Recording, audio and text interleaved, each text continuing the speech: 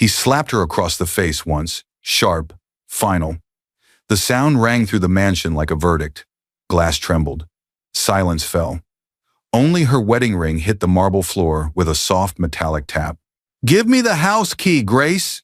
Ethan Miller barked, his eyes burning with pride and greed. "And the access code to the 10 million, you're too useless to manage it anyway." Those were the venomous words that tore through years of loyalty and love. Grace Miller stood frozen, her eyes wide with disbelief, her cheek marked red by the man she once called her protector. Her fingers trembled as she removed the keychain, the same one they'd bought together on their honeymoon, and placed it on the table between them. Instead of standing by her, Ethan chose humiliation. Instead of love, he offered shame. He believed she was broken, finished a woman stripped of power, money, and worth. He didn't know that sometimes the quietest souls carry the loudest storms within them. Grace walked out into the cold night barefoot, her tears falling onto the pavement like raindrops on stone. Behind her, Ethan laughed loud, triumphant, arrogant, certain that he had won. But fate has a way of humbling those who mock the kind-hearted. Because while Ethan believed he had taken everything from Grace, there was something he could never touch, something that would soon become the key to his downfall. He thought he'd locked her out of her own life. He didn't realize she was already steps ahead. Sometimes the slap meant to destroy a woman only awakens her strength. Sometimes the door you slam on someone's face becomes the one that closes behind your own downfall. This is not just another story of betrayal. It is the journey of a wife humiliated in front of the world, a husband blinded by pride, and the quiet revenge that unfolds not through anger, but through wisdom, patience, and grace itself. Dear viewers, thank you for joining this story. As we step this issue into Grace Miller's world, her fall, her silence, and her rise, I ask from my heart, don't just scroll past her pain. Subscribe now and tell us where you're watching from. Because tonight, you'll witness how quiet strength turns humiliation into history. The slap came first, loud, sharp, final. Grace Miller's head snapped to the side, her vision flashing white. For a moment, she couldn't even feel her face. The sound echoed through the marble hallway, bouncing off framed wedding photos that now felt like ghosts. "Give me the house key, Grace!" Ethan's voice thundered, his jaw tight with rage. "And the access code to the 10 million?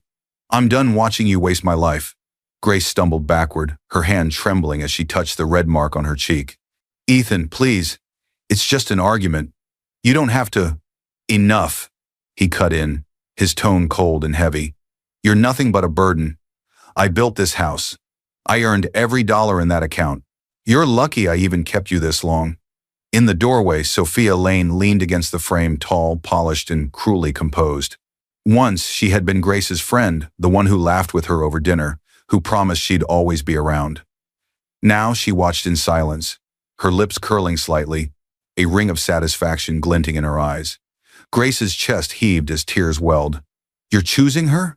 After everything I—" Ethan snatched her handbag from the counter and threw it toward her. "You're finished here. Go cry somewhere else." The words hit harder than the slap. She bent to pick up her bag, her fingers shaking as the brass house key slipped out and clattered on the floor. For years, that key had symbolized home warmth, safety, belonging. Now it lay there, cold and unwanted, just like her. "I gave up everything for you," she whispered, voice trembling.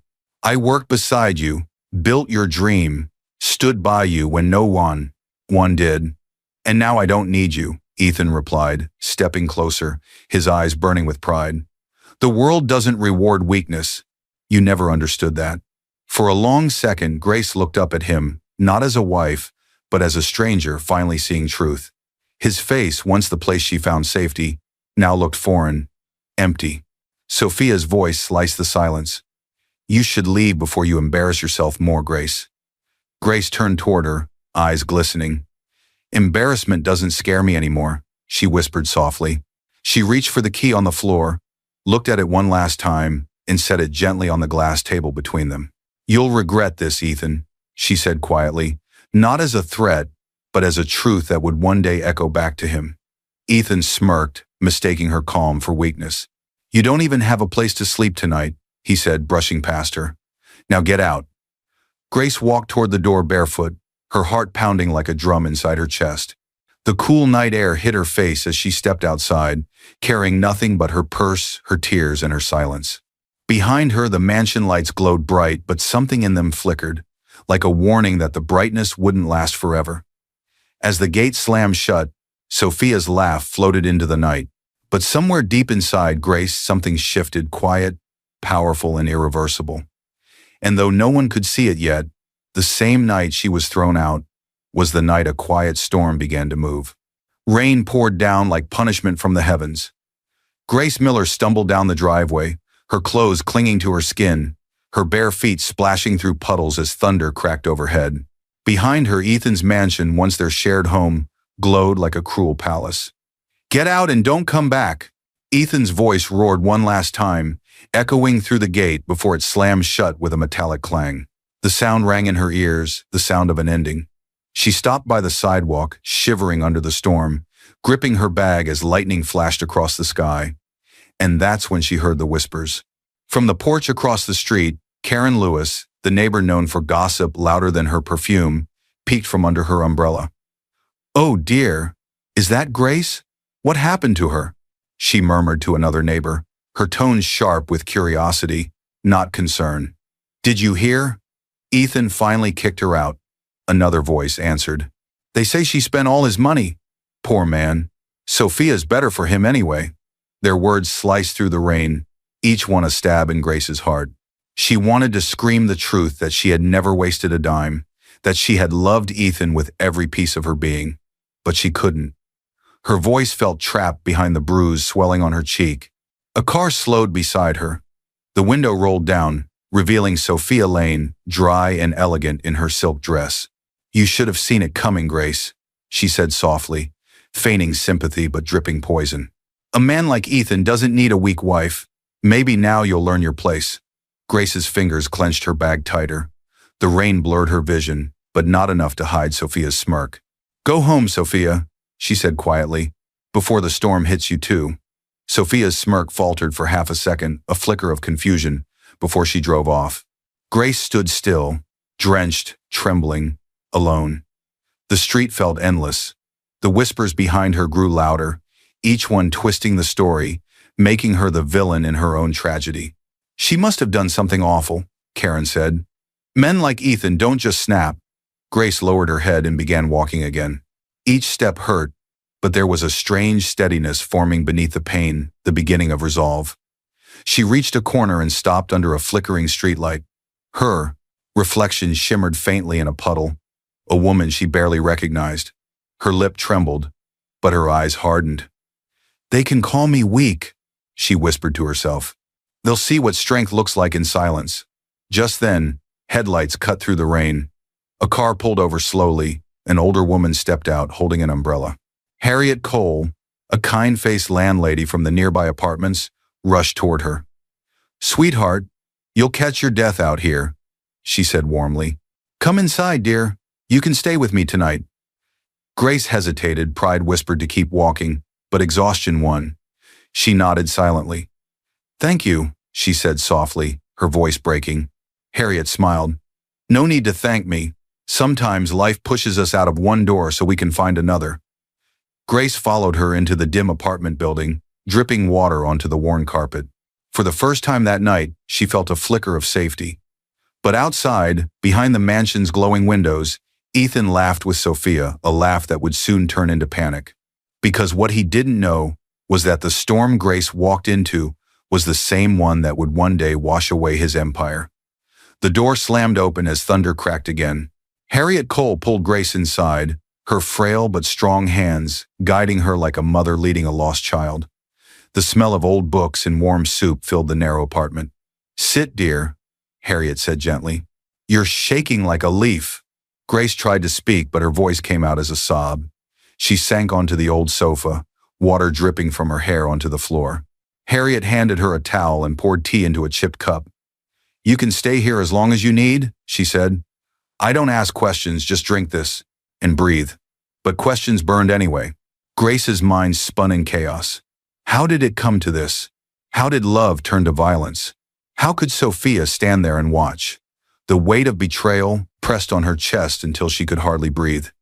She pressed the cup to her lips. The warmth calmed her trembling hands. Across from her, Harriet sat quietly, knitting in slow, rhythmic motions. The old woman didn't need to pry, she knew pain when she saw it. "You don't have to tell me now," she said softly. "But I can see you've lost something precious," Grace whispered. "I lost everything." Harriet looked up, her eyes kind but firm. "Then maybe what you lost wasn't meant to stay. Sometimes life takes what's heavy before it lets us rise." Before Grace could answer, a soft knock came at the door. Harriet frowned and stood. Who could that be at this hour? When she opened it, a tall woman in a dark raincoat stood under the flickering hallway light, her hair neat, her eyes sharp. "I'm Clara Reed, attorney," she said calmly. "I'm looking for Mrs. Grace Miller." Grace froze. "A lawyer?" Clara stepped inside, shaking off rain. "Your neighbor, Mrs. Lewis, called the police after she saw what happened outside the Miller estate. I was informed through a mutual contact, your late Uncle Robert's firm. I handled some of his estate years ago." Grace blinked, confused. "Uncle Robert? He passed years ago." I don't understand." Clara nodded. "I know, but he left certain protections in your name. Quiet clauses, safety nets, if ever you were wronged." Grace's voice trembled. "What kind of protections?" Clara smiled faintly. "Let's just say, I'm securing your safety. You don't have to worry about Ethan for now, but I'll need your signature on some forms tomorrow." Grace frowned. "I can't afford legal help. I have nothing." Clara's gaze softened. "You have more than you think. For tonight, rest. Tomorrow we start setting things right." Grace didn't understand what setting things right meant, but the confidence in Clara's tone wrapped around her like a protection blanket. It was the first time in days she'd felt a hint of control. When Clara left, the room fell quiet, except for the ticking clock. Harriet covered Grace with a blanket and whispered, "You're safe here, dear. Don't let that man steal your peace too." Grace lay still, staring at the ceiling as the rain eased outside. But deep down, she knew peace wouldn't last. The world she'd built with Ethan was cracking, and something bigger, something hidden, was already shifting beneath it. Rain still fell softly over the city, but in a tall glass building downtown, the storm hadn't ended, it had just changed form.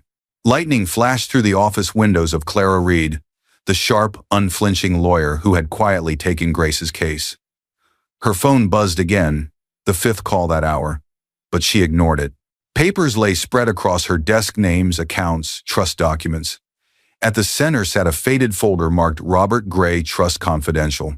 "Activate Clause 42, Clara said into the phone, her tone low and steady. "Yes, tonight, before he touches anything." On the other end, a voice hesitated. "Ma'am, that clause hasn't been used in over a decade." "Are you sure?" "I'm certain," Clara interrupted. "Grace Miller's safety depends on it, and make sure her name doesn't appear in any traceable report. Ethan Miller must never know this came from her." She ended the call, exhaled deeply, then leaned back in her chair. The office was silent except for the sound of rain against glass.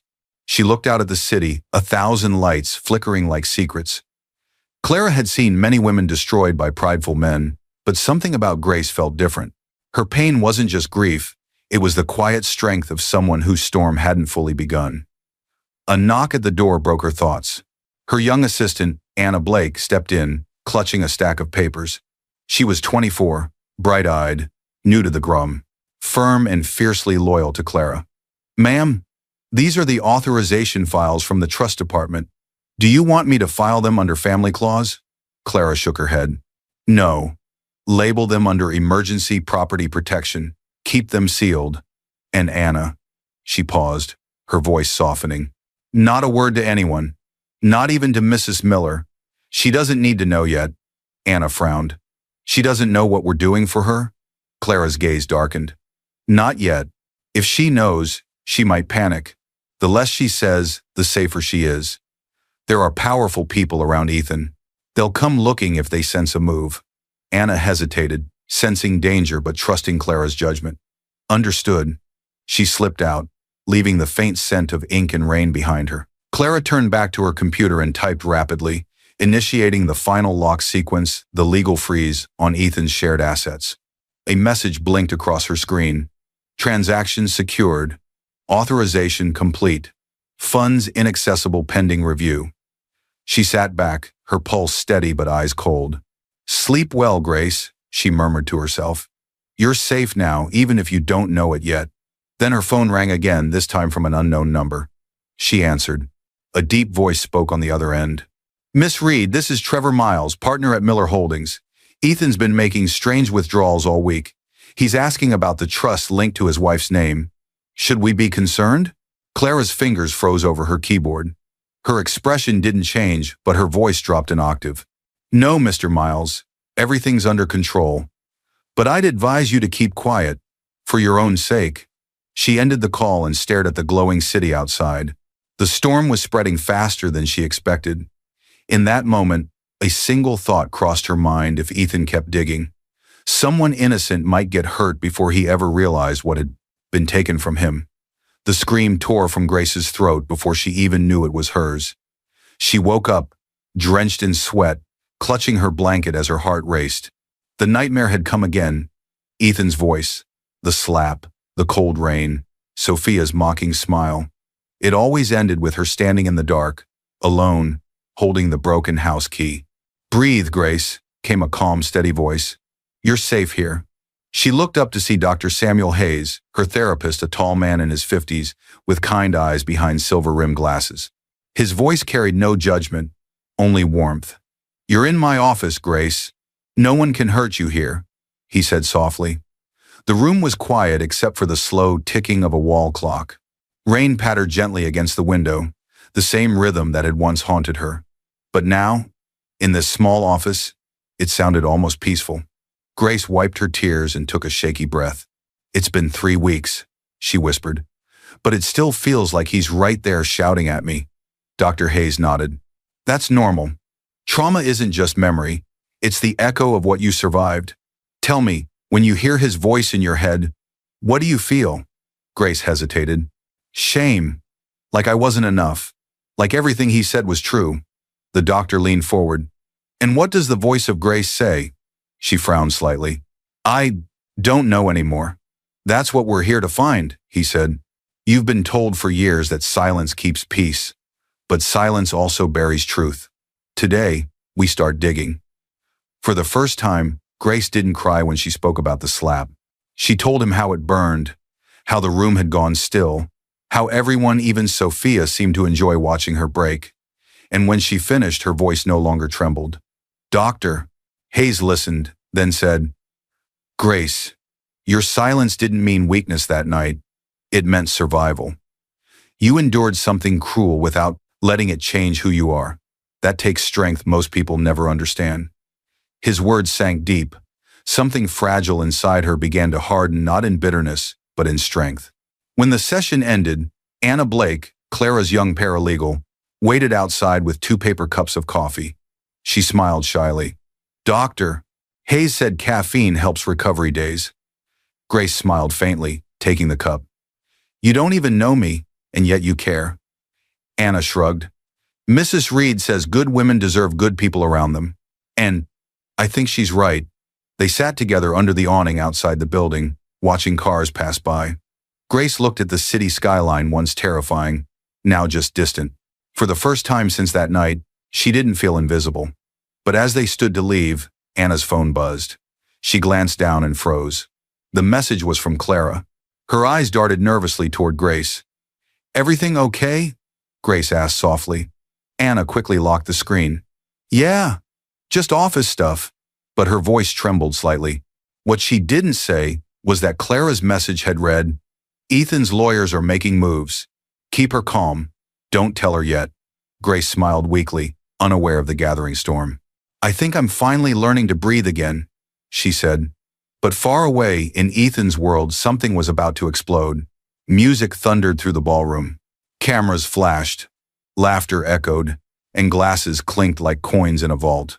At the center of it all stood Ethan Miller, dressed in a tailored suit, his arm around Sophia Lane, who wore a glittering gold gown that caught every light.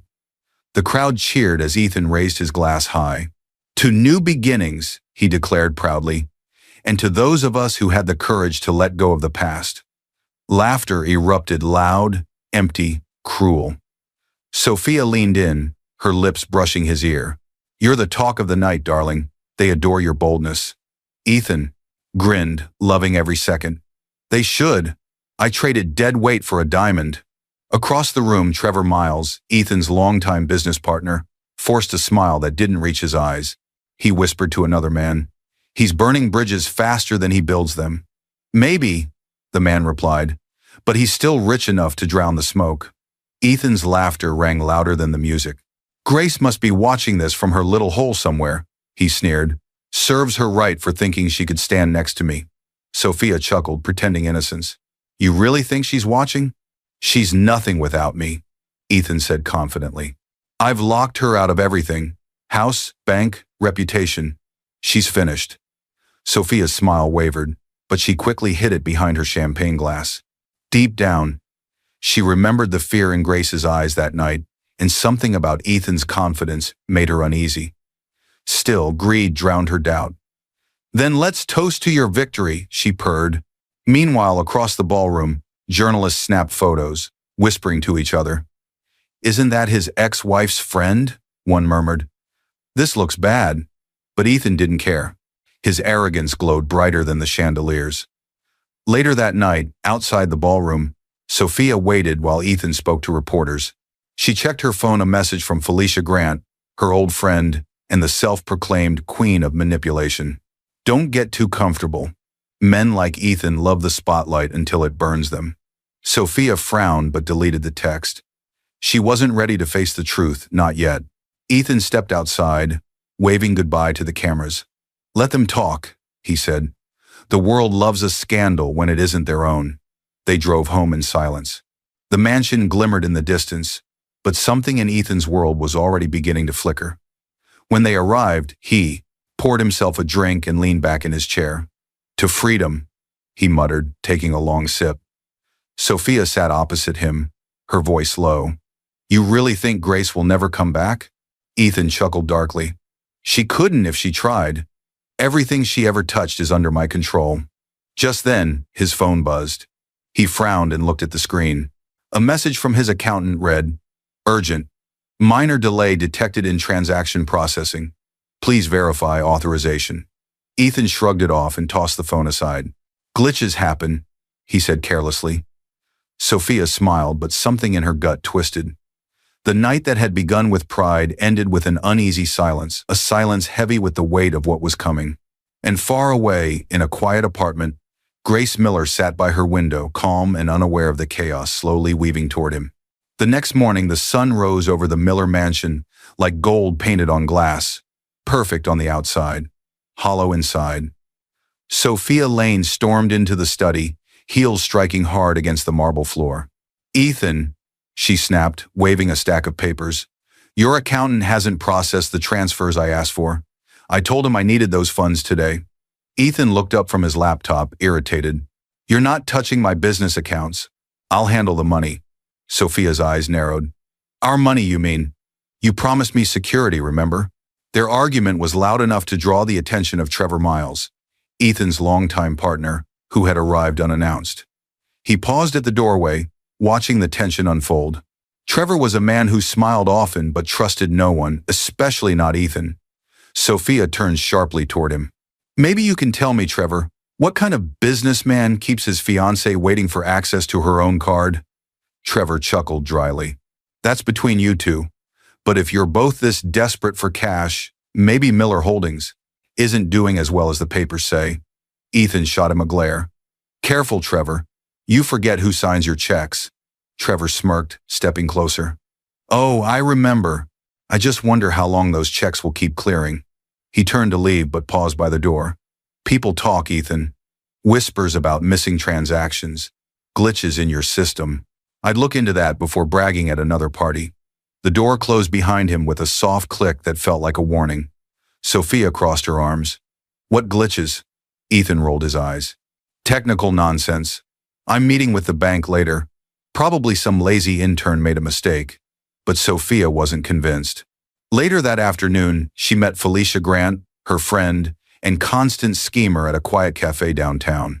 Felicia, sharp-tongued and beautifully dangerous, sipped her espresso and said, "You're letting him run circles around you, Sophia. If he really loves you, he'd give you access to everything. Men like him only respect those who take. Sophia hesitated. He's proud. I just need time. Felicia leaned in. You don't need time. You need leverage. Find the numbers. Find the codes. If you don't take control now, Grace will crawl back into the picture, and he'll drop you like old news. Sophia flinched at the name. Grace is gone. He hates her. Felicia smirked. Men always hate what they fear. Think about it.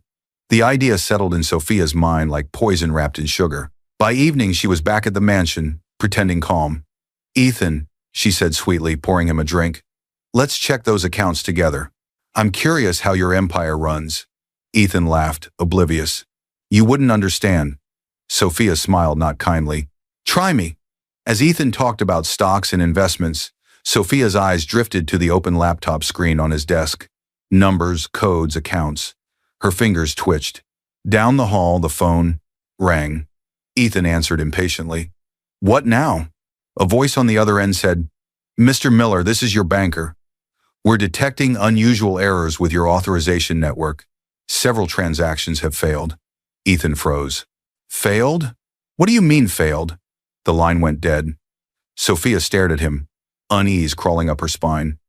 For the first time, the great Ethan Miller looked afraid. Outside, the wind began to howl through the tall palm trees, rattling the windows, a whisper of chaos on its way. Ethan Miller's shout rattled the entire office floor. What do you mean the transfer failed again? His hand slammed against the polished desk, sending papers flying. I moved $10 million last week. Where is my money? Across from him, the senior banker stammered through the speakerphone.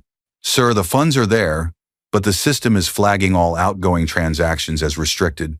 It says the authorization is frozen. Frozen? Ethan repeated, his voice low and dangerous. By who? We're not sure. The freeze came through a legal channel. It appears legitimate. Ethan's blood ran cold. That's impossible. I am the account holder. The line went silent. Then the banker said quietly, Not exactly, sir. It's a joint trust. Grace Miller's name is still on the clause. Ethan's jaw clenched. Grace! She's nothing. She has no power over my accounts. He grabbed his phone and began dialing furiously. Sophia rushed into the office, her heels echoing like warnings. Ethan, calm down. You're shouting so loud the guards downstairs can hear you. He ignored her. Trevor, get in here now. Moments later, Trevor Miles appeared, sweat beading on his forehead. He had been avoiding Ethan's calls all week, sensing trouble. What's going on? He asked carefully. Ethan threw the phone at him. That's what's going on. My funds are blocked. The bank says it's a legal freeze, something about a Wangri. Clause under Grace's name. You handle finance. Fix it. Trevor's eyes widened. A legal freeze. Ethan, that's serious. You can't just... I said fix it, Ethan barked. Call whoever you have to. Sophia hovered near the doorway, her usual confidence cracking. Maybe it's just a mistake. Ethan turned on her, rage flashing in his eyes. Don't speak to me about mistakes. You wanted access, didn't you? You pushed for transfers, you asked for codes, and now this happens. Did you touch anything? Sophia's face flushed. You think I'd do this? I stood by you while your wife ran off, crying. Don't you dare blame me.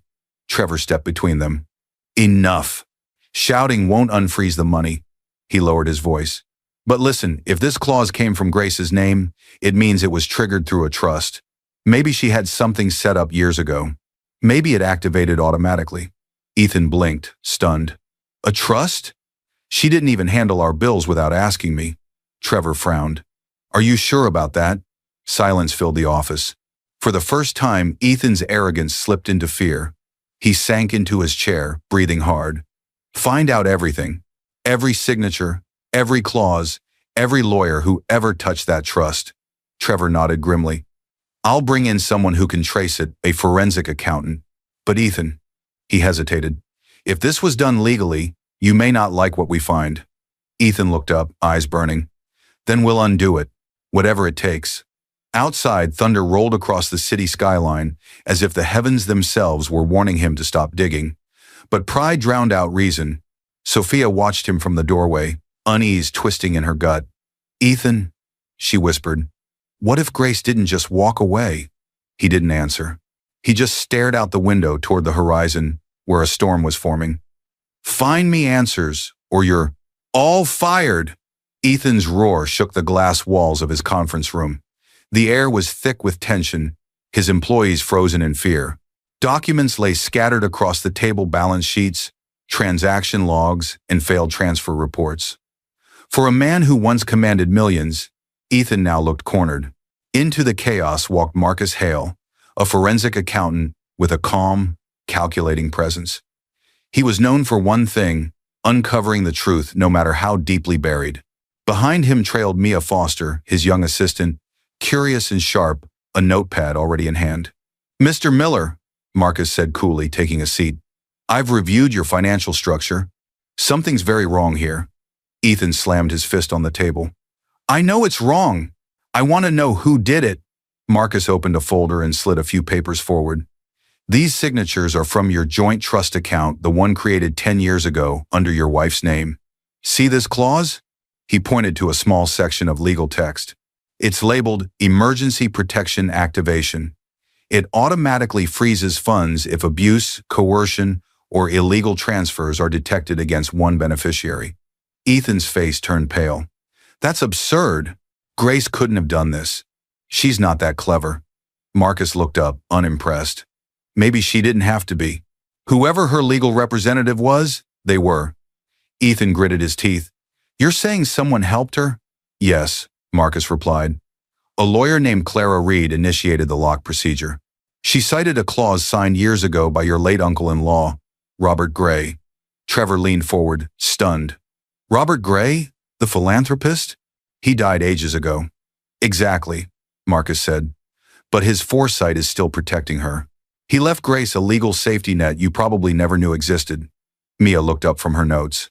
"It's actually brilliant," she said softly. "The clause was hidden in a trust addendum. It only activates if physical or emotional harm is reported, and once it's triggered, no one can reverse it without court approval." Ethan's breathing grew ragged. "So you're telling me I can't touch my own money?" Marcus nodded slowly. "Not a cent. Not unless she lifts the freeze or the court rules otherwise." Sophia stepped forward, her voice trembling. "But she doesn't even know. Grace doesn't know how to fight like this. Someone's lying." Marcus closed the folder calmly. "Whether she knows or not doesn't matter. The system already chose a side." The words hung in the air like a sentence. Ethan dropped into his chair, silent, his eyes dark with disbelief. Everything he had mocked Grace for her gentleness, her silence had become the very thing undoing him. Trevor looked uneasy. "Ethan, maybe we should back off and wait. If this goes public..." Ethan cut him off, voice rising again. "Public? You think I care about that? No one humiliates me. Not my wife. Not anyone." Marcus stood. "Mr. Miller, I suggest you stay calm. Because if the court gets wind of this investigation before you do, the damage will go beyond your accounts." "What's that supposed to mean?" Ethan barked. Marcus met his gaze, cold and steady. "It means someone's already watching you." The room went silent. Ethan looked toward the window, and for the first time in his life, he felt small under the city skyline. The phone hit the wall before anyone could stop him. "They froze my accounts, Trevor." Ethan's voice thundered through the penthouse like a storm. "The contract's gone, the investor's gone. How could this happen?" He kicked over a chair, sending it crashing into the glass coffee table. Shards scattered like the empire he once ruled. Sophia flinched, clutching her robe. "Ethan, calm down," she pleaded. "You're scaring me." "Scared?" He spat, veins visible in his neck. "You should be scared. We're broke." Outside, thunder rolled over the city skyline. Inside, chaos reigned. Trevor Miles stood frozen by the door, phone in hand, sweat beading on his brow. "Ethan," he said cautiously, "I just got word from the board. Victor Stone has called an emergency press conference. He's buying out your major contracts. If this goes through, Miller Holdings is done." Ethan spun around. "Victor?" he hissed. "That vulture? He's been circling for months." Trevor nodded grimly. "And now he smells blood." Sophia's hand flew to her mouth.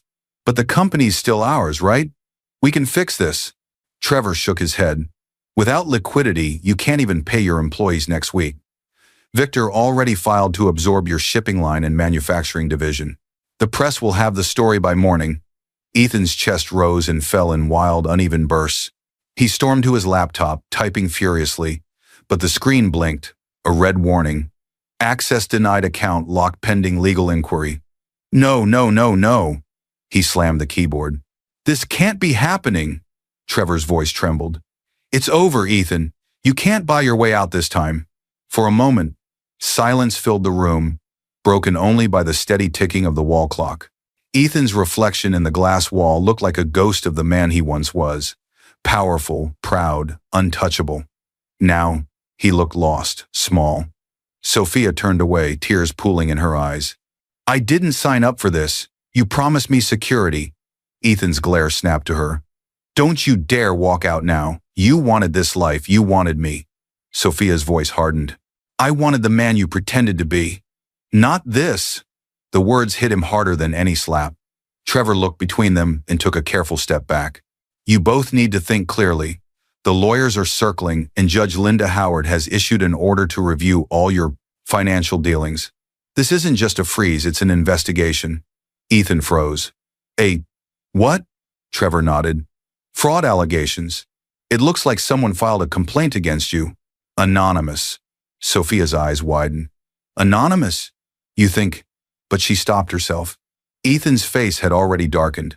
Grace, he muttered under his breath. It's her. She's behind this, Sophia whispered. You don't know that. He looked at her sharply. Oh, I know. Only she had reason to destroy me this completely. Outside, lightning struck so close that the windows trembled. Ethan turned toward the rain-soaked skyline, eyes full of fury. If she wants war, he said, I'll give her one. Behind him, Trevor's phone buzzed.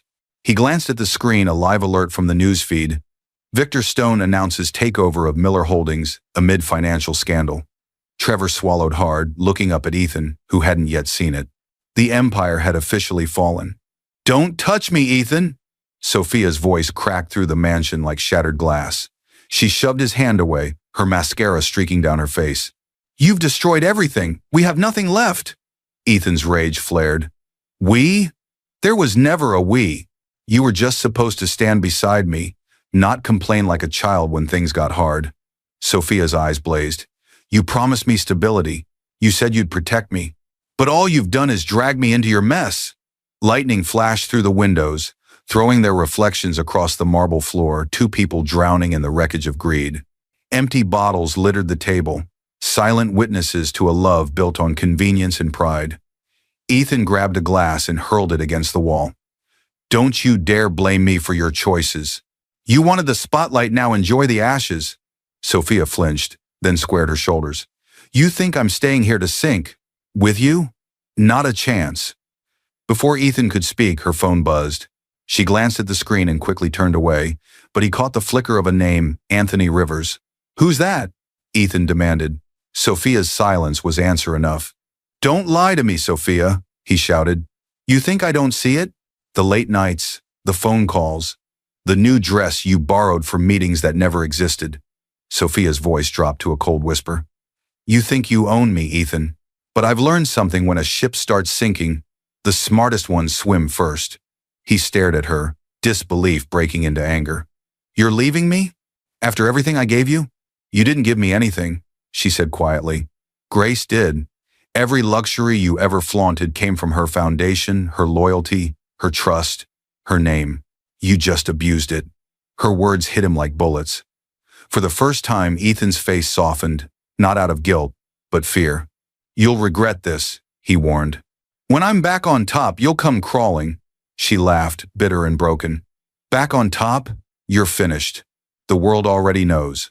Victor Stone just announced your downfall, and the board's cutting you out completely. You're not coming back, Ethan, not this time.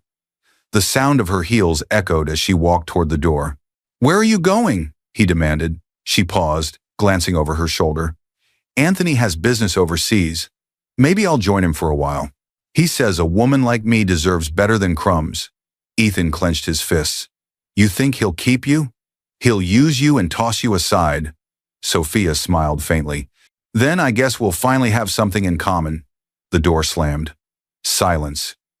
Ethan sank into a chair, chest heaving, surrounded by shadows and unpaid bills. Every sound, the ticking clock, the distant thunder reminded him of his collapse. His phone buzzed again. Another notification. He picked it up slowly. New article. Anthony Rivers confirms relationship with Sophia Lane Miller's former mistress. Ethan's breath caught in his throat. The photo beneath the headline showed Sophia smiling beside Anthony. Diamond earrings glinting under flashlights, the same earrings he had bought her months ago. He crushed the phone in his hand. "They'll all pay for this," he growled. But upstairs, in a quiet office across town, Clara Reed received an alert on her screen, a report of new financial movement under Sophia's name. She frowned. "This might complicate things," she murmured. Because what Clara knew and Ethan didn't was that Sophia's betrayal was only the beginning of something far bigger. "Miss Reed, we need to talk. Now." The words cut through the hum of Clara Reed's office like a blade. Marcus Hale, the forensic accountant, stood in her doorway, eyes sharp, folder in hand. Behind him, Mia Foster followed quietly, clutching her notepad, her face pale with shock. Clara didn't look up from her desk. "You're early, Marcus. I assume this is about Ethan Miller?" He stepped forward, slamming the folder down. "Don't play calm with me. I found something, and you'd better explain it." Clara raised an eyebrow. "Explain what?" Marcus flipped the file open. "The freeze order. You didn't just block Ethan's assets, you activated a trigger clause tied to Robert Gray's trust. This wasn't protection. It was premeditated control. Grace Miller had no idea her husband's empire would collapse this way." Clara leaned back, her face unreadable. "And yet, here we are. A woman safe, a tyrant exposed." Mia stepped closer. "But she didn't even know you filed it, Miss Reed. She thinks you just gave her legal help." Clara's eyes softened. "And that's all she needs to believe. The less she knows, the safer she is." Marcus's voice hardened. "You had no right to go behind your client's back." Clara stood, her calm composure turning to quiet steel. "I had every right. Robert Gray created that trust to protect Grace in case of abuse. Ethan's slap triggered the legal definition of harm. That was the signal. I didn't touch a cent of their money. The trust did exactly what it was designed to do." Marcus hesitated, scanning the documents again. "You're saying it was automatic?" "Yes," Clara replied. "Robert saw this coming years ago. He left her a gift hidden inside her pain. Grace didn't freeze his money, love did. The kind that protects even when forgotten." Silence filled the room. The only sound was the rain tapping gently against the windows. Mia blinked, whispering, "That's beautiful." Clara smiled faintly. "No, Mia. That's justice, the quiet kind the world rarely notices." But Marcus wasn't done. "You realize what happens now, don't you? The court will ask for documentation. Once this comes out, the press will know you orchestrated the freeze. They'll twist it into a revenge plot." Clara's expression darkened. "Then let them. I don't work for headlines. I work for truth." At that moment, Anna Grace's young paralegal friend burst into the office, breathless. "Miss Reed, you need to see this." She held up her phone, screen glowing with a news alert. Marcus took it and read aloud, his tone low. "Breaking. Ethan Miller files lawsuit against Grace Miller, claiming fraudulent asset seizure and emotional abuse." Mia gasped. "He's turning it around on her?" Clara's jaw tightened. "He's desperate. Men like him always are when power slips away." Marcus looked up. "Then what's your next move?" Clara walked to the window, staring out at the gray city skyline. "He wants a public fight. We'll give him one in a courtroom he can't control." Lightning flashed outside, casting sharp light across her face. And far away, in a modest apartment, Grace looked up from her evening tea as her phone buzzed with the same headline. Her hands trembled slightly, but her eyes, once full of fear, now carried quiet strength. She whispered to herself, "If he wants war, then he'll finally meet the woman he created." "Order in the court!" Judge Linda Howard's gavel struck hard against the wood, echoing through the packed courtroom. Reporters filled the back rows, cameras waiting like vultures. Ethan Miller stood at the plaintiff's table, polished suit barely hiding the tremor in his hands. Across from him sat Grace Miller, calm, composed, dressed in a simple cream blouse and black skirt, dignity wrapped in silence. The world was watching. Ethan's lawyer rose first. Your Honor, my client has been unfairly stripped of access to his own funds tied to the success of his company. We intend to prove Mrs. Miller conspired with her attorney to defraud him. Gasps rippled through the gallery. Grace remained still, her fingers laced together on the table. Clara Reed, her lawyer, leaned in and whispered, "Stay calm. Truth speaks louder than noise." Judge Howard nodded. "Proceed." Ethan took the stand, his voice trembling between anger and fear. "She betrayed me. She froze everything. My accounts, my business, my life, all gone because she wanted revenge." Clara rose slowly, eyes sharp. "Mr. Miller," she said, her tone measured, "isn't it true that on the night of March 14th you struck your wife and forced her out of her home?" Ethan stiffened. "That's a lie." Clara turned to the evidence screen. A video played a shaky clip taken by Karen Lewis, the neighbor. Ethan's voice filled the courtroom. "Give me the house key and the code to that 10 million. You're useless." The room went silent except for the faint sound of Grace's cry in the recording. Judge Howard's expression hardened. "Mr. Miller, would you like to explain this?" Ethan's lawyer stammered. "Your Honor, emotions were high. This doesn't prove financial misconduct." Clara pressed on. "No, but it proves motive." After years of control and abuse, Grace Miller's late guardian, Robert Gray, ensured she could never be left defenseless. His trust clause was triggered by her injury that night, legally freezing the funds under court protection. Gasps spread again. Ethan's face turned crimson. "That's manipulation," he shouted. Clara faced him directly. "No, Mr. Miller. That's foresight. You built your empire on her back, and now it stands on her name." Grace finally looked up. Her voice, calm but steady, filled the silence. "I never wanted revenge, Ethan. I only wanted peace. But peace can't live where cruelty rules." Ethan slammed the desk. "You ruined me!" Judge Howard's gavel struck again. "Enough!" she thundered. "Mr. Miller, you ruined yourself. This court will not reward violence or greed. The trust stands, the freeze remains, and your actions will be investigated for fraud and abuse." The courtroom erupted in murmurs. Ethan's shoulders sagged as the bailiff stepped closer, hand resting on his arm. Grace rose quietly. She didn't look at him with hatred, only pity.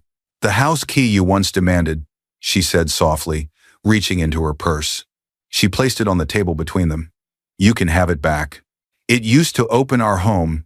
Now it opens your memory." Ethan stared at the small piece of metal, tears burning behind his eyes. The cameras clicked like thunder. Judge Howard's voice echoed one last time. "This court is adjourned." As Grace walked out into the sunlight, Anna and Clara by her side, she felt something she hadn't in months: freedom. Yet even as she smiled faintly, Clara's phone buzzed with a new message. Her expression changed. She turned to Grace and said quietly, "There's one last thing you need to see." The heavy courtroom doors burst open. "Detective Brian Scott, Metropolitan Police," the voice announced, deep and commanding. Every head turned as the tall, broad-shouldered detective strode in, coat dripping from the rain, a folder clutched tightly in his hand. His badge gleamed under the overhead lights. "Your Honor," he said firmly, addressing Judge Linda Howard, "we have new evidence in the Miller case: financial misconduct, identity forgery, and corporate fraud. Ethan Miller is officially under investigation." Ethan's face drained of color. "What?" he stammered. "This is outrageous. You can't just walk in here," and Detective Scott cut him off, laying the folder on the judge's desk. Bank records, phone transcripts, and falsified invoices linking Miller Holdings to offshore accounts under Sophia Lane's name, accounts Mr. Miller personally approved. The courtroom erupted in gasps. Sophia, seated near the back, froze in horror. "That's not possible," she whispered. "Anthony," said he.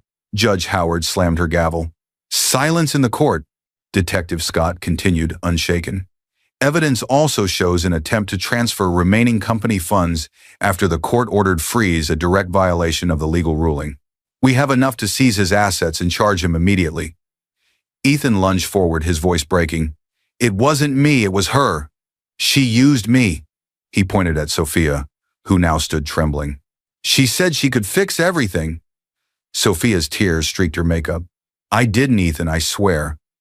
But the detective's voice sliced through their panic. "Mr. Miller, Miss Lane, You're both coming with us. The rest will be handled by the Financial Crimes Unit. The sound of handcuffs clicking was deafening. Ethan struggled, shouting as he was pulled away. Grace! You can't do this to me! You were my wife! You owe me! Grace, standing near the exit with Clara and Anna, turned slowly to face him. Her expression was calm, almost gentle. No, Ethan, she said quietly. I don't owe you anything. You taught me the cost of silence, and now I know the value of peace. Ethan's eyes filled with tears, his arrogance finally gone. Please, Grace. But she only stepped closer and said the words that ended the storm. I already forgave you the day you hit me, but forgiveness doesn't mean I'll walk back into the fire. He lowered his head as officers led him away. Sophia cried out for help, but Anthony Rivers, her new lover, had already disappeared, his number disconnected, his promises gone. The reporters rushed forward, cameras flashing. Grace stood tall, the house key, that same symbol of her past, glinting in her hand. She placed it on the courthouse steps and whispered, Some doors were never meant to reopen. Clara smiled softly beside her. It's over, Grace. You can finally live. Grace looked up at the sky, now clearing after the storm. No, she said, her tone serene. It's just beginning. Behind her, Detective Scott watched quietly, respect in his eyes. For what it's worth, he said, your uncle would be proud. You turned pain into justice. Grace nodded faintly. Justice isn't revenge, Detective. It's truth given a voice. As she walked away, the crowd parted, whispering her name like a quiet anthem. But just as the sunlight broke through the clouds, Clara's phone buzzed again. Her eyes narrowed as she read the message. Anonymous tip. There's still one account under Miller's name untouched. She turned to Grace. You might want to see this. Grace paused, her expression calm but knowing. Then maybe the past isn't finished with us yet. 1 year later, sunlight poured through the tall windows of a glass building that stood proudly in the heart of the city, its name etched in silver across the front. The House Key Foundation. Inside, Grace Miller stood before a crowd of journalists, philanthropists, and survivors. Women, men, and children whose stories mirrored her own. Her calm voice filled the hall. The house key once symbolized control, silence, and fear, she began. But today it stands for something new, a door no one can lock again.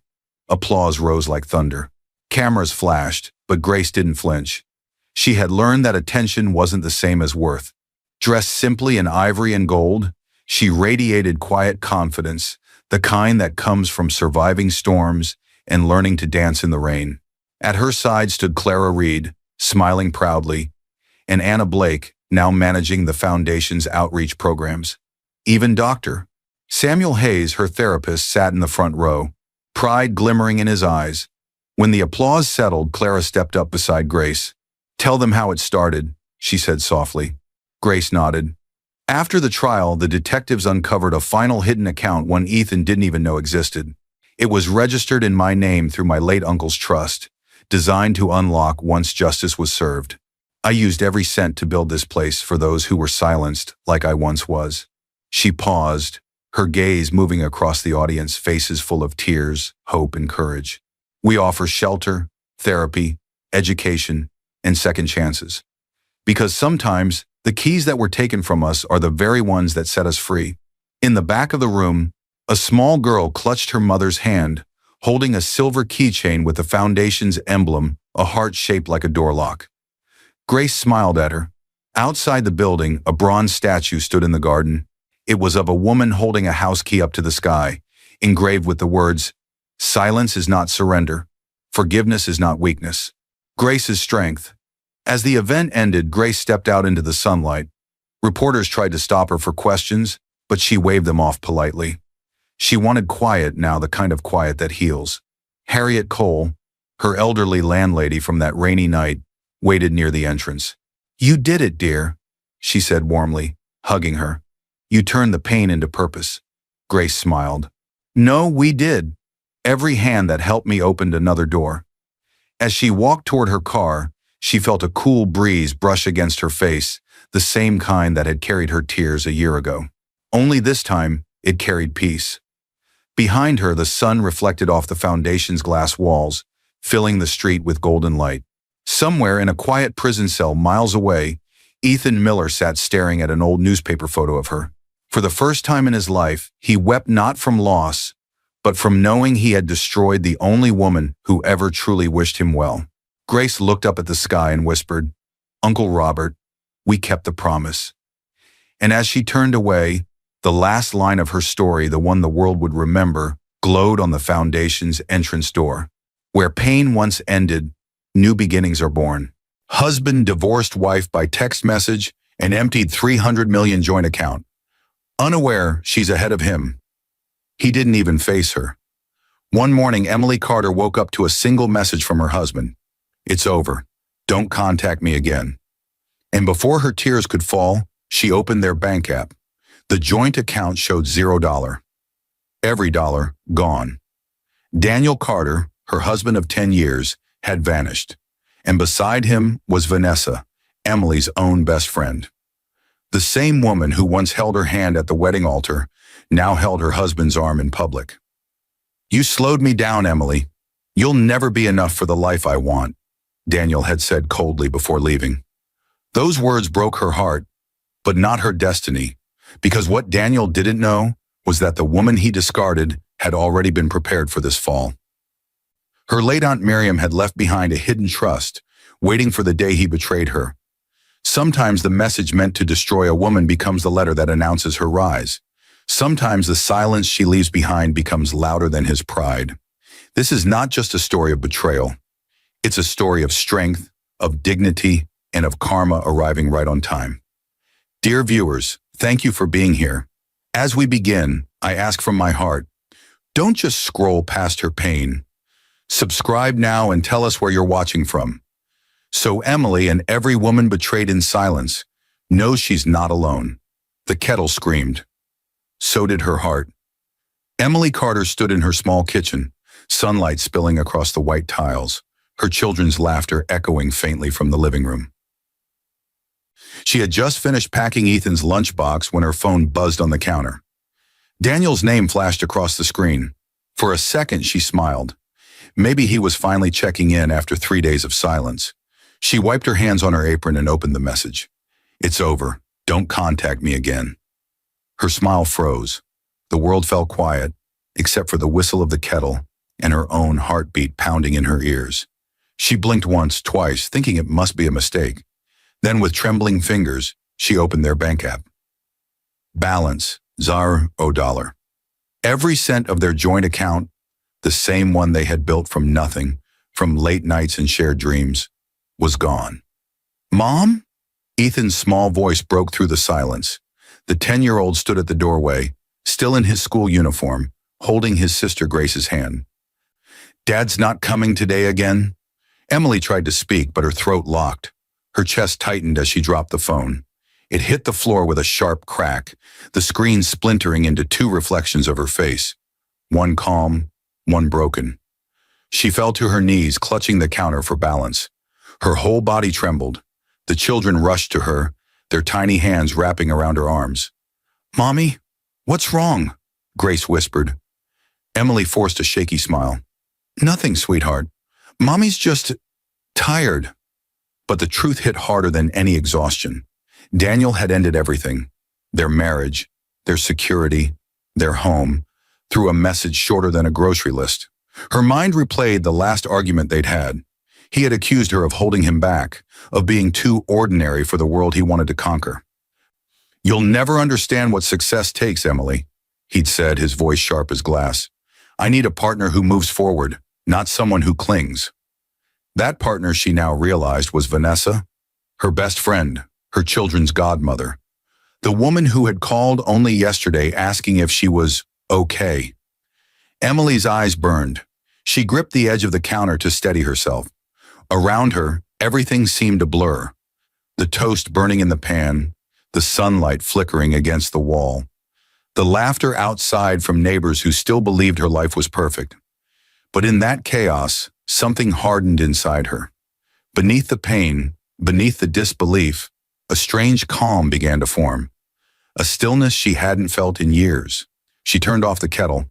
The whistle faded into silence. Then she picked up her phone again. staring at the broken screen and the faint reflection of her eyes. One half full of grief, the other filled with something new. Resolve. Outside, a car door slammed. Daniel's engine roared in the driveway. Emily's breath caught. He was here. The reflection on the shattered phone lingered. Two halves of one woman, one broken, one rising. The door slammed so hard the picture frames rattled. Daniel stormed into the living room in a navy suit, face cold, movements sharp. His cologne filled the air before his words did. "Where are my files, Emily?" he barked, tossing his car keys on the couch. His tone carried no trace of the man who once whispered dreams into her ear. Emily turned from the kitchen doorway, her hands trembling. "Daniel, why would you do this?" Her voice cracked. "Why end everything through a text? Why take all the money?" He didn't even flinch. "Because it's mine," he said flatly. "I built that company. I earned every cent while you sat here doing nothing." Her heart thudded. "Nothing?" she whispered. "I stood by you when everyone left. I worked nights when you couldn't pay your staff. I raised our children while you chased your empire." Daniel smirked. "And now look at you, clinging to pity like it's a trophy." He grabbed his suitcase from under the stairs. "You slow me down, Emily. I need someone who matches my pace." "Vanessa?" The name escaped her lips like poison. He froze, just for a moment. Then a cruel smile curved on his face. "At least she understands me," he said, his tone cutting through the air like a knife. Emily's knees weakened. "She was my friend," she whispered. Daniel shrugged. "People change. You should try it sometime." Ethan appeared at the hallway, clutching Grace's small hand. "Daddy, where are you going?" The boy's voice was steady, too old for his age. Daniel didn't look at him. "Somewhere better," he said coldly. "Your mother will explain." Grace ran to him, holding his leg. "Don't go, Daddy, please." He pushed her away gently but without warmth. "Let go, Grace. You'll understand when you're older." Emily's tears fell freely now. "How can you just walk away from your children?" He turned, voice sharp. "Because they remind me of you." For a moment, silence filled the house. Thick, choking silence. Even the clock seemed afraid to tick. Emily straightened, wiping her tears with the back of her hand. "You'll regret this, Daniel. Not because I'll destroy you, but because someday you'll need what you threw away today." He scoffed, slinging his suit jacket over his shoulder. "Regret is for the weak." As he walked to the door, a car horn sounded outside. Vanessa sat waiting in his silver sedan, sunglasses on, a smug smile painted across her lips. Their children watched through the window as he stepped out, kissed her cheek, and drove away without a single glance back. Emily stood frozen, the echo of the closing door ringing louder than any words he could have said. Ethan's small voice broke the silence. "Mom," he whispered, "are we still a family?" Her chest tightened. She knelt beside him, forcing a faint smile. "We're still us, sweetheart. That's all that matters." But deep inside, a storm had begun to stir. Ethan's eyes lingered on the driveway. Dark and steady, the same gaze his father once had when chasing power. The neighbors gathered before she could even breathe. Daniel's voice thundered through the quiet street as he dragged 2 suitcases across the marble porch. "I said, get out, Emily. Take your things and go." His shout echoed through the neighborhood like a warning bell. Curtains lifted. Phones appeared. Emily stood on the doorstep in her faded pink housecoat, her children clinging to her sides. "Daniel, please," she begged softly, her voice trembling. "Let's talk inside, not here. The kids are watching." But Daniel had already switched to his cruelest mask, the one he wore when pride spoke louder than reason. "You should have thought of that before you ruined everything. I'm done pretending." He hurled one suitcase down the steps. It burst open, scattering her clothes onto the wet pavement. A silk scarf she once wore to his company's gala drifted in the wind like a fallen flag. Across the street, Karen Lewis, their nosy neighbor, stood with her phone raised. Karen loved drama more than peace, and today she had front row seats.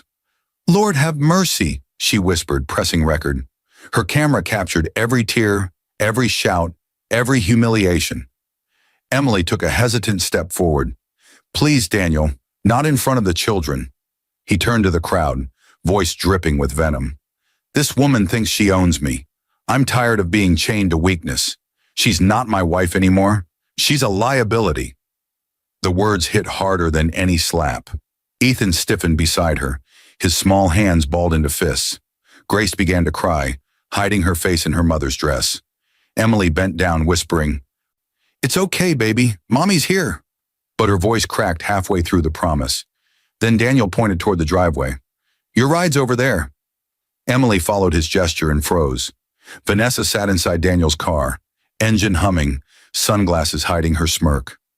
The same woman who once toasted at their wedding, who once held Grace at her baptism, was now sitting in the front seat of betrayal. The sight burned. Emily's knees weakened. "You brought her here." Daniel smiled coldly. "She's family now." The crowd gasped. Even Karen lowered her phone for a moment. The humiliation was complete. Public, permanent, deliberate. Daniel walked to his car without looking back. "You and your pity can rot together," he muttered. The tires screeched, splashing muddy water across Emily's dress. She didn't move. She couldn't. For a moment, the only sound was Grace's sobs and the gentle rustle of the wind. Then Emily slowly bent to pick up her scattered clothes one by one. Her hands shook, but her face remained steady. The woman who once cried easily now looked blank. Not from weakness, but from something deeper forming within. Survival. Karen's phone camera caught the final shot. Emily kneeling in the dirt, children beside her, mud-stained and silent. That video would soon go viral with the caption, "Wife thrown out by billionaire husband." And somewhere deep inside Emily's shattered heart, a quiet voice whispered, "This isn't the end." Karen's phone saved the video automatically under a folder name, 2025 Divorce. A file Destiny would one day reopen. The thunder outside roared like it wanted to shake the earth. Emily jumped awake at the sound, heart pounding. For a second, she didn't know where she was. Then she saw the dim glow of the bakery sign through the small window. Cole's Bread and Heart. The smell of freshly baked loaves filled the air, and her daughter Grace lay curled up beside her, breathing softly. Ethan sat at the edge of the bed, staring out the window as if waiting for something to change. "Couldn't sleep?" she asked gently. He turned, eyes red. "I just keep hearing his voice, Mom. The way he said you ruined everything." Her chest tightened. "You didn't ruin anything, sweetheart. Some people just forget what love means when they have too much power." She reached out, brushing his hair back. "One day you'll understand that kindness isn't weakness." Downstairs, the bell above the bakery door chimed faintly. Morning had come.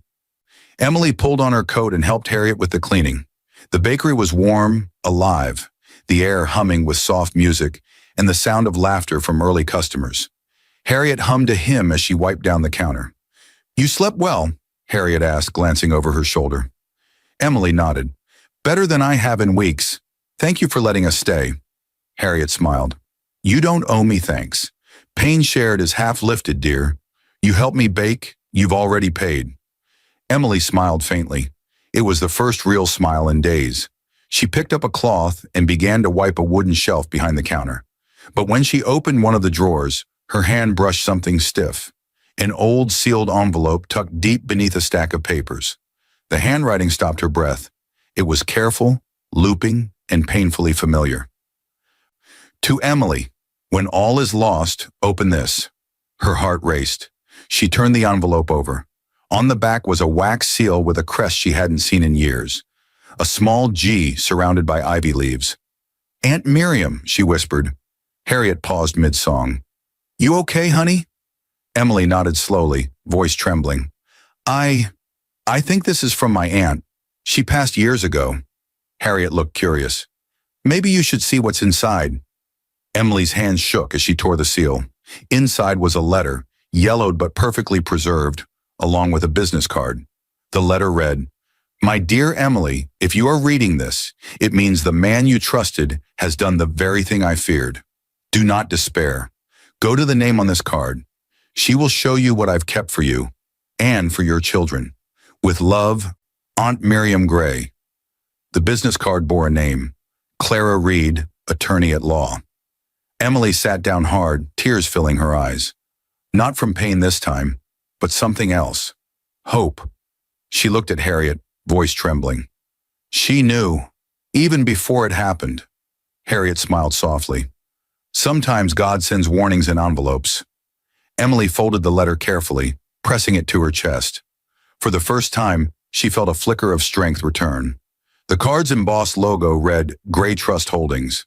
Emily didn't yet know it, but that name would soon change her life forever. The bakery door flew open just as the morning rush began. A tall woman in a gray suit stepped inside, raindrops glinting on her shoulders. Her expression was calm, but her eyes were sharp, the kind that noticed everything. She scanned the small shop before her gaze landed on Emily, who was serving coffee behind the counter. "Mrs. Emily Carter?" the woman asked firmly. Emily froze, unsure whether to answer. "Yes, that's me," she said cautiously. The woman extended a hand. "I'm Clara Reed, attorney at law. I believe you found something belonging to your late aunt, Miriam Gray?" Emily's breath caught. The name felt like a door swinging open inside her chest. "Yes, I found a letter yesterday. She said you would help me." Clara nodded. "Then let's talk, privately." Harriet looked up from the oven, flour streaked across her cheek. "You can use the back room," she said, her voice soft but curious. As the two women disappeared through the door, Harriet whispered to herself, "Whatever this is, I hope it's the good kind of surprise." Inside the small office, Clara placed a leather briefcase on the table. "Your aunt was a brilliant woman," she began. "She built a fortune under her maiden name, Miriam Gray, to protect it from anyone who might exploit her heirs. You were her closest living relative." Emily blinked in disbelief. "My aunt? But she was just a teacher. She never had money." Clara smiled faintly. "She had more than money. She had foresight. When she fell ill, she created a trust fund, Gray Trust Holdings, with one condition: the assets would only transfer to you if you were betrayed by your spouse." Emily's hand went to her mouth. "Betrayed?" Clara opened her briefcase and pulled out several documents. "Mrs. Carter, your husband's text message and his unauthorized withdrawal of your joint funds both qualify as proof. The trust is now legally yours, valued at $500 million. The words seemed too heavy for the air. Emily's world spun. 500? She couldn't finish the sentence. Clara leaned forward. "This isn't just money, Mrs. Carter. It's power and protection. Your aunt wanted you to have both." Tears welled in Emily's eyes. "She always said life tests us through heartbreaks. I thought she meant grief, not this." Clara's voice softened. "Sometimes betrayal is the doorway to freedom." Emily looked down at her shaking hands. The same hands Daniel had once mocked as too soft for business now held documents that could rebuild her future. "What do I do now?" she asked quietly. Clara handed her a small key. "You learn, you heal, and when you're ready, you'll decide what kind of legacy you want to build. Your aunt believed you'd know when that moment comes." Emily stared at the key, feeling the weight of destiny resting between her fingers. Outside, thunder rolled again, not as threat, but as promise. As Clara left, she turned at the door. "The law remembers what love forgets," she said. And on the bakery counter, a child's crayon drawing of a heart sat drying. The same heart that would soon become the logo of Emily's empire. The oven timer rang like an alarm for a new life.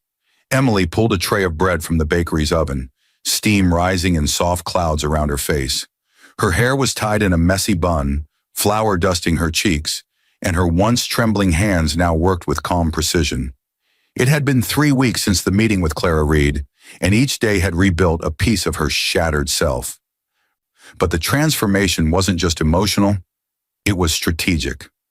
Hidden behind the back wall of Harriet's bakery, Emily had set up a small corner desk with her laptop, notebooks, and Clara's documents.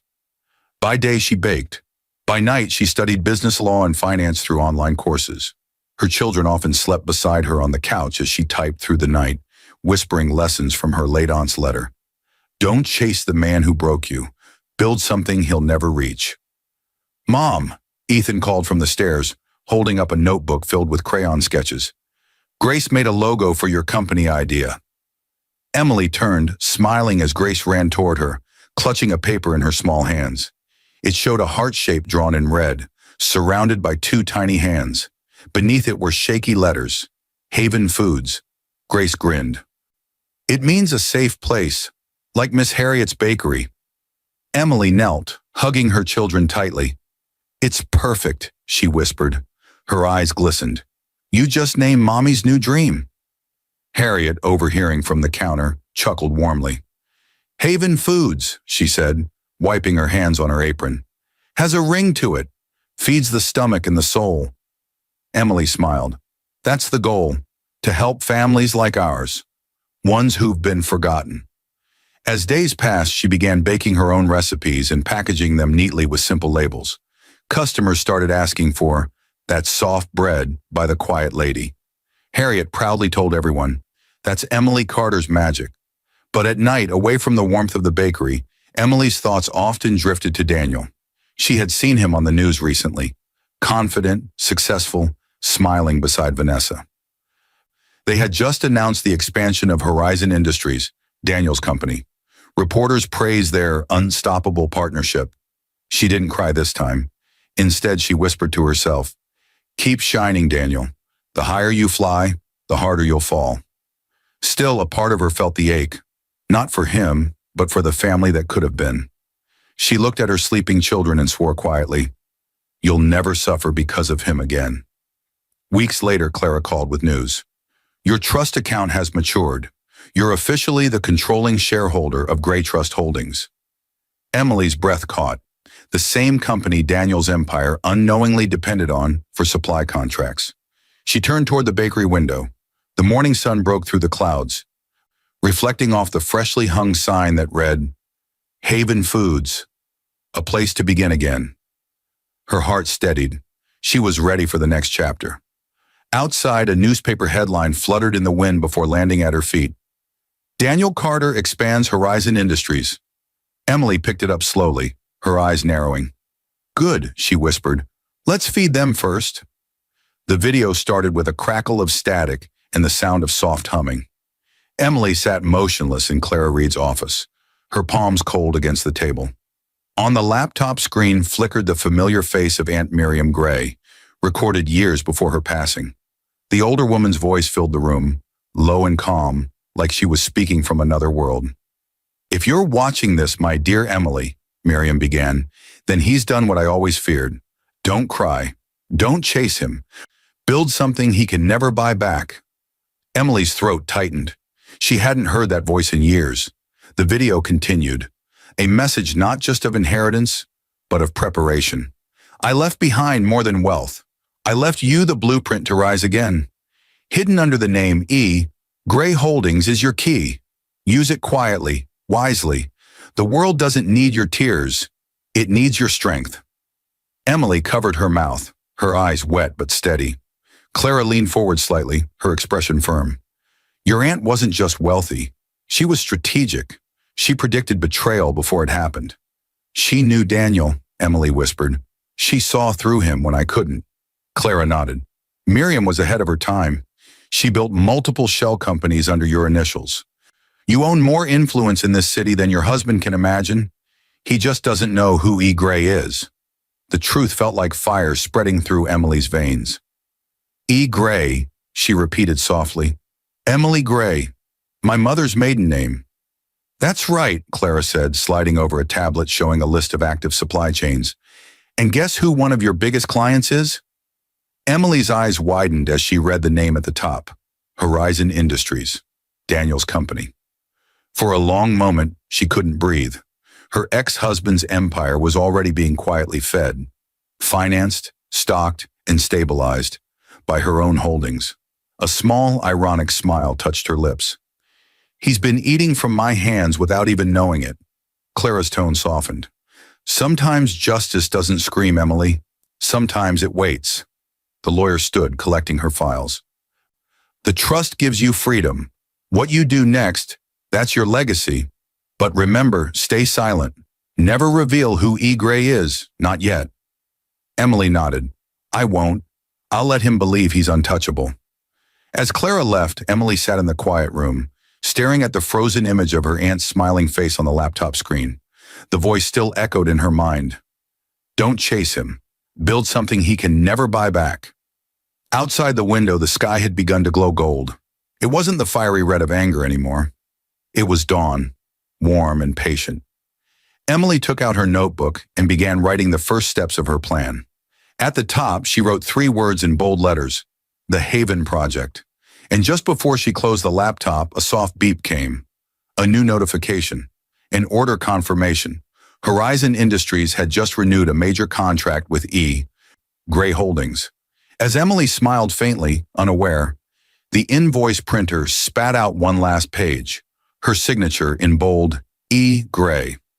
A name Daniel would soon learn the hard way. The television blared through the bakery's soft morning calm. Breaking business news, announced the anchor with excitement. Daniel Carter, CEO of Horizon Industries, praises new supplier Gray Holdings for exceptional performance and ethical standards. He calls the partnership a model of excellence. The sound of his voice made Emily's heart lurch. She froze mid-motion, a tray of warm pastries trembling in her hands. On the screen, Daniel stood in a crisp navy suit, his arm proudly wrapped around Vanessa's waist. Cameras flashed as he smiled, that same confident, practiced smile she once loved. Vanessa's laugh followed, high and clear. "We only work with the best," she said, leaning toward the microphone. Gray Holdings has transformed our operations completely.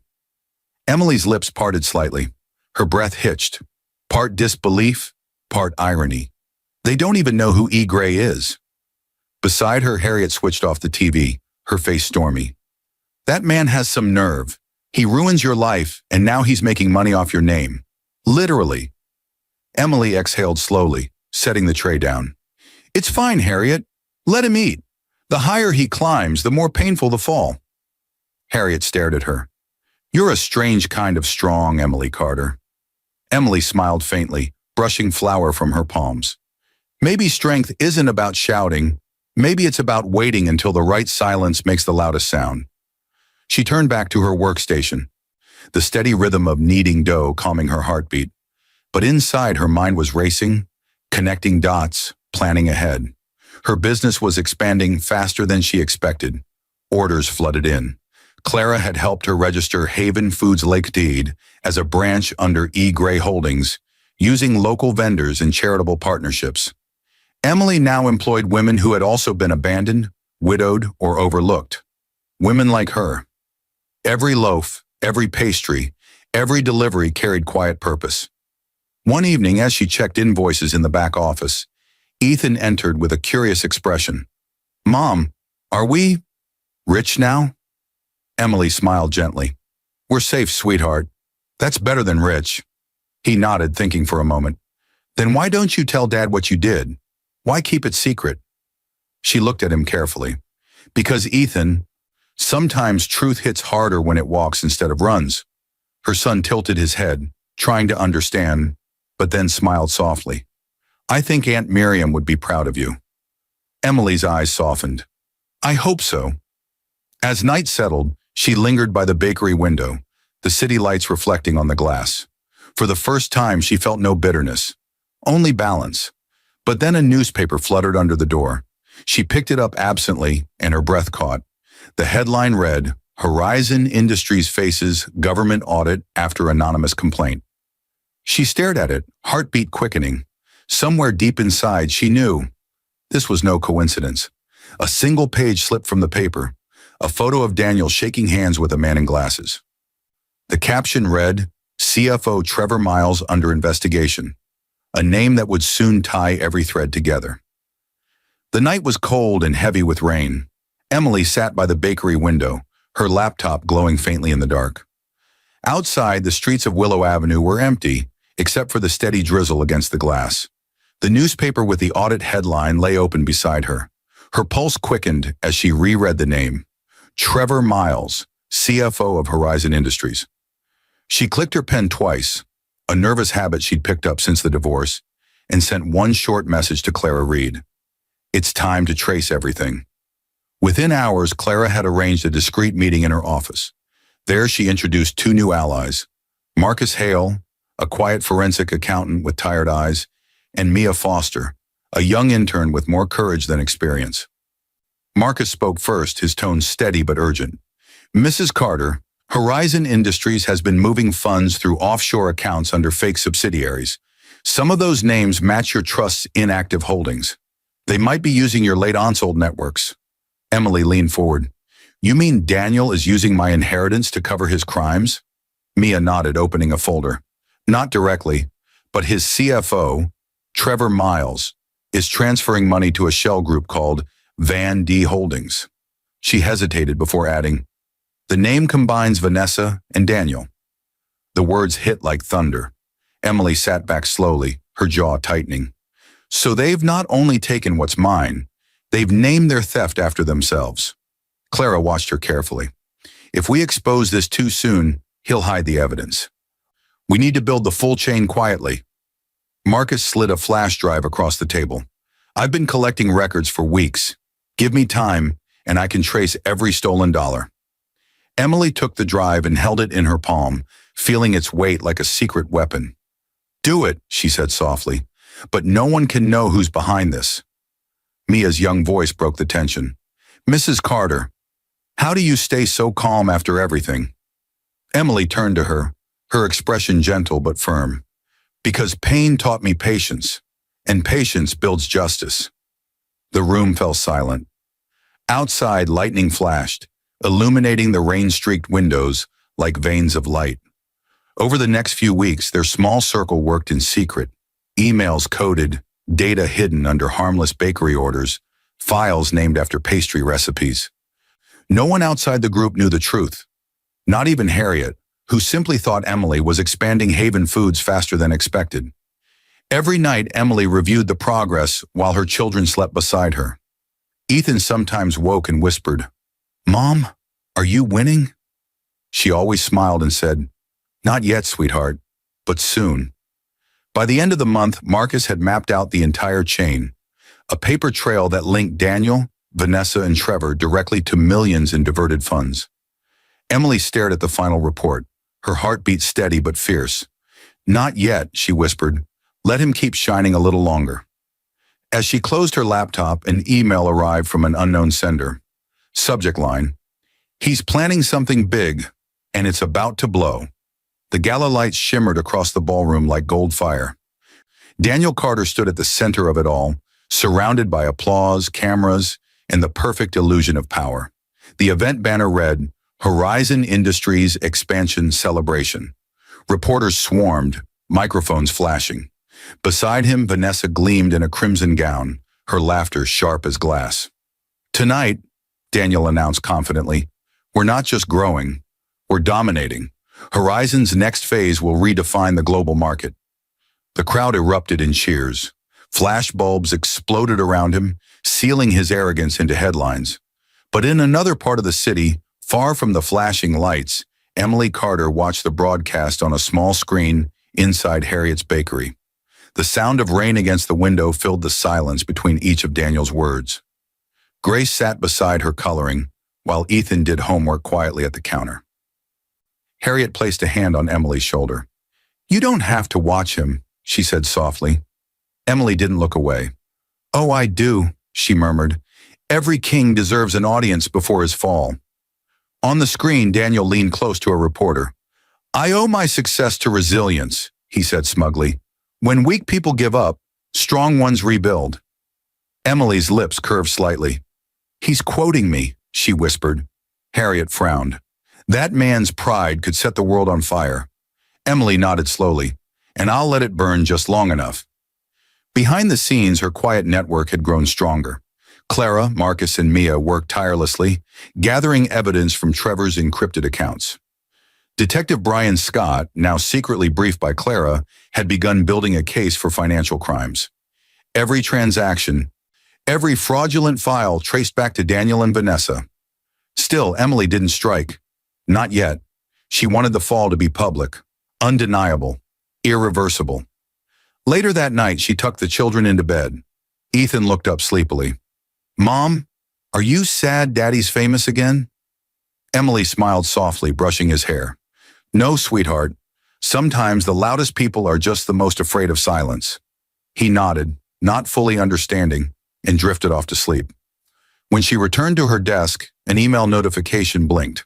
Subject line, confidential, expansion funding. Partners. Attached was a list of names and companies investing in Horizon's new deal. And among them, one familiar name stood out. E. Gray Holdings, her own alias, her own company.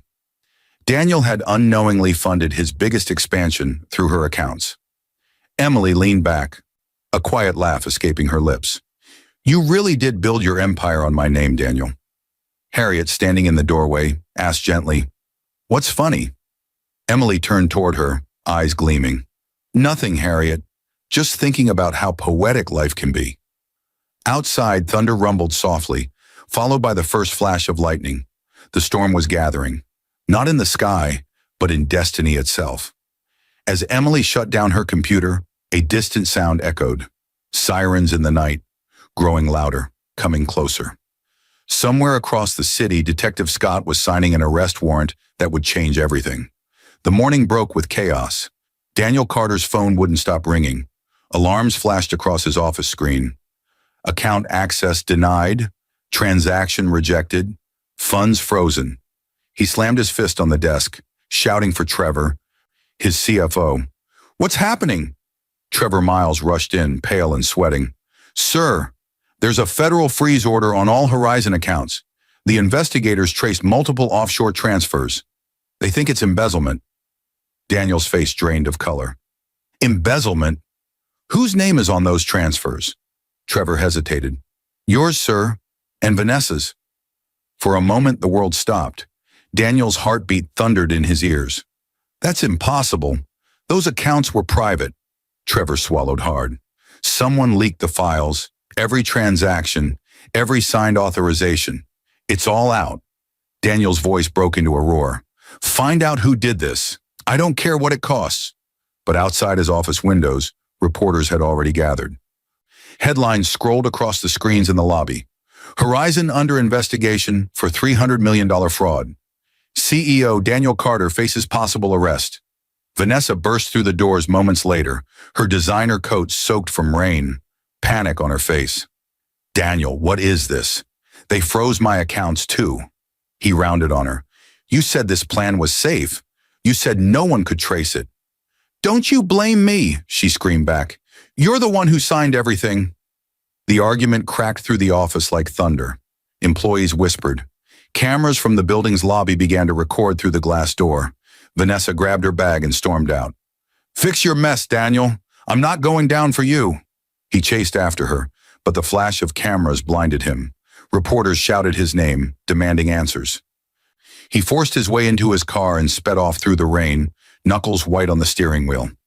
Meanwhile, across town, Emily sat in the quiet of Harriet's bakery, her hands covered in flour. Her phone buzzed again and again with notifications, but she didn't pick it up. She already knew. Clara Reed had texted earlier. The investigation is live. Stay silent. Justice has begun. Emily exhaled slowly, staring at the dough beneath her hands. She pressed it down gently, letting her emotions settle with each movement. There was no celebration, no smile, just peace. Harriet watched her from across the counter. You're awfully calm for someone whose past just made the evening news. Emily looked up, her voice steady. I'm not calm, Harriet. I'm just finished crying. Outside, the rain eased, replaced by the faint glow of morning light. The world was shifting, one headline at a time. At that exact moment, Marcus Hale sent one final encrypted email to Detective Scott. The document that would tie everything together. The Van D Holdings link, the $300 million trail, and Daniel's personal signature. In his downtown office, Detective Scott picked up his coat, grabbed the warrant folder, and said quietly, It's time. As Emily cleaned the flour from her hands, a knock echoed at the bakery door. Sharp, deliberate, and official. A man's voice followed, calm but firm. Mrs. Carter, Detective Brian Scott, I think it's time we talked. The courtroom buzzed like a hive of whispers and flashing cameras. Reporters filled every seat, their pens scratching as they waited for the story of the year. The fall of Daniel Carter, once hailed as a genius entrepreneur, now accused of stealing $300 million and betraying his own wife.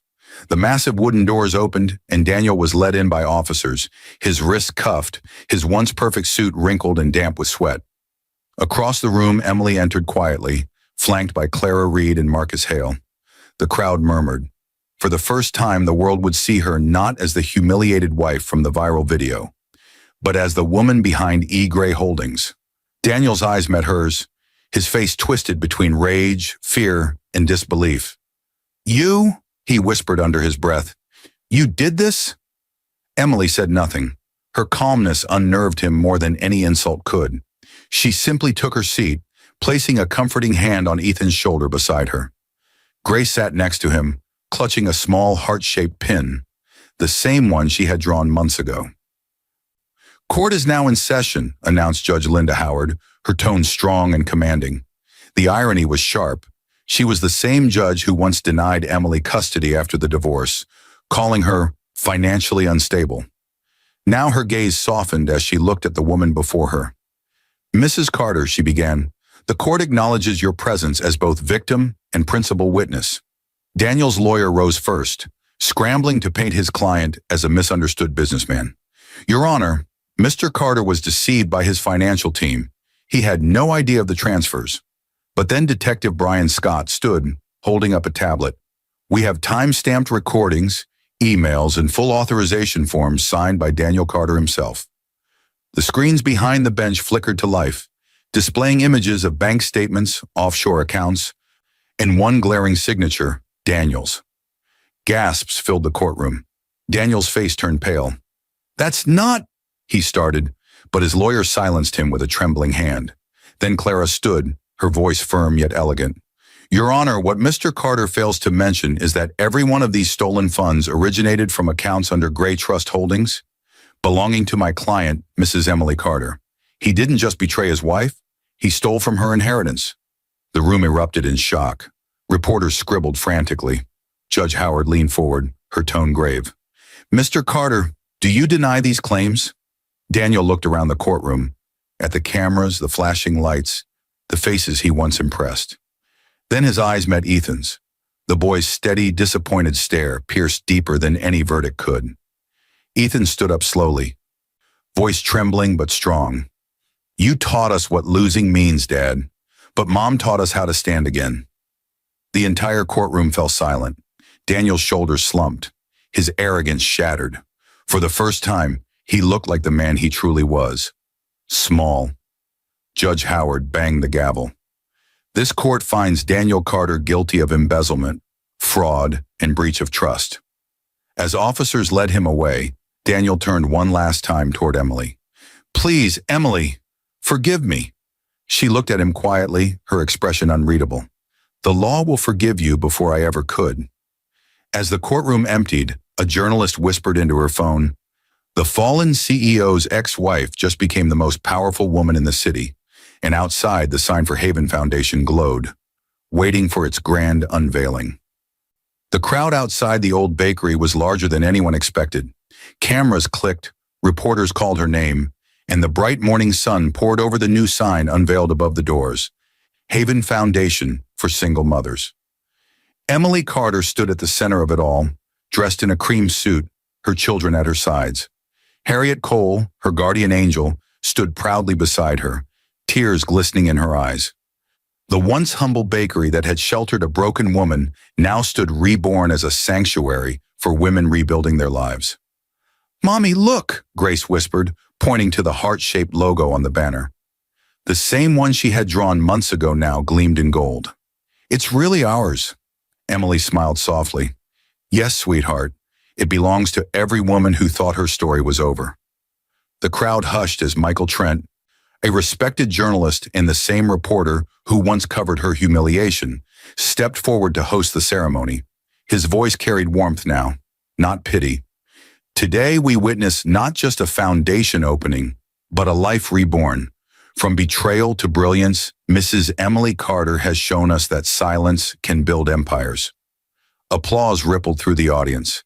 Emily stepped to the podium, holding the microphone with steady hands. "Months ago," she began, her voice calm and clear, "I was thrown out with nothing but 2 children and a broken heart. The world saw me fall, But what they didn't see was how grace, kindness, and courage rebuilt me. I learned that pain doesn't destroy us. It refines us. She paused, her eyes glistening. This foundation stands for every woman told she's not enough, every mother left behind, and every dream buried under betrayal. You are not forgotten. You are the beginning of something powerful. The audience rose in applause, some wiping tears. Clara Reed, her loyal lawyer, smiled proudly from the front row. Marcus Hale, the forensic accountant who exposed Daniel's fraud, nodded with quiet satisfaction. Even young Mia Foster stood at the edge of the stage, her eyes filled with admiration, now promoted as the foundation's chief financial officer. Then a hush fell. At the edge of the crowd, a familiar face appeared. Daniel Carter. His once polished suit hung loose. His eyes carried regret instead of pride. Security hesitated, but Emily raised a gentle hand. "It's all right," she said softly. He stepped forward slowly, voice breaking. "Emily, I've lost everything. Vanessa's gone. My father disowned me. I don't even have a home." Emily's expression softened, but her eyes remained firm. "You had everything and lost it trying to prove you were better than love." He fell to his knees. "Please, forgive me." The cameras zoomed in. The crowd waited. Emily's reply was calm, almost kind. "I forgave you the moment I stopped needing your apology. But forgiveness doesn't mean return." She turned, took her children's hands, and faced the reporters. "He sent a message to end us," she said, her voice steady and proud. "I built a legacy to answer it." Applause erupted. Daniel bowed his head as she walked past, dignity radiating with every step. As the ribbon fluttered in the wind, Michael Trent whispered to his cameraman, "They'll write books about this woman." And inside the bakery, a dusty envelope still sat sealed in a drawer. One more letter from Aunt Miriam waiting to be opened.